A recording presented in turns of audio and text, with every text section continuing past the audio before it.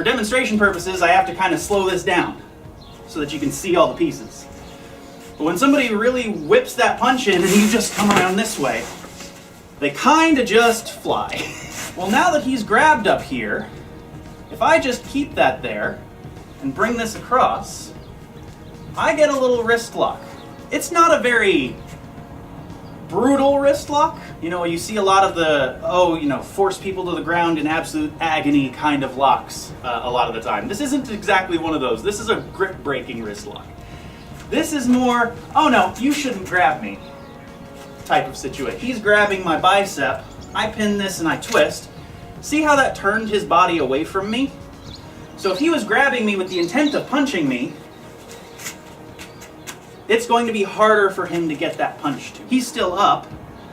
Well, then I want to get my frame back in, right? So I step in here. Well, now, if I just step up into this position, I can get into a sort of a guillotine choke on him because of where I've put his head.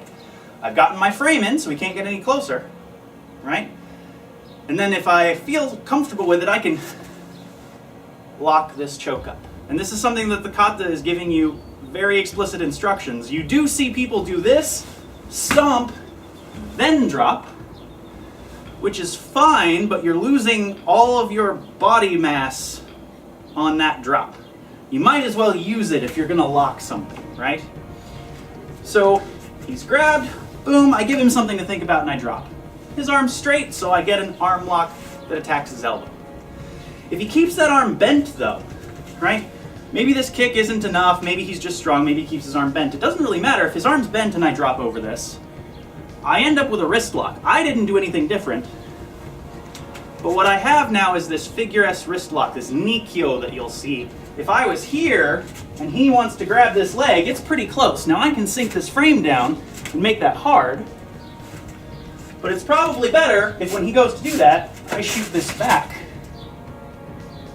Now I maintain my frame, he can't really get closer to me. Once I'm here, I throw that punch. Now, the punch does pull back to a middle block type position, so I can roll this then.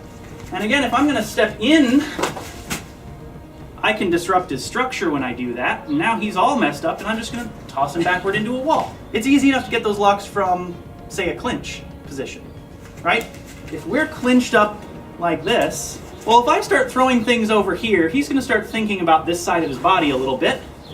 He's going to kind of neglect that other side. That's mine now. So that's one of the things you've got to keep in mind with your applications, is the kata is giving you just the example in isolation. Maybe in a sequence, but that sequence is still in isolation. You've got to put it into the mess and chaos that is a fight. That's up to you to do. Kata can't do that for you.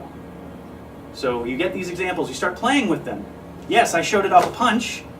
What happens if he grabs you instead? What happens if you're clinching? What happens if he's swinging a bottle at your head? What happens if there's another person to worry about? You've got to make sure you've got him in between you and the other guy. These are all things for you to incorporate into your training, right?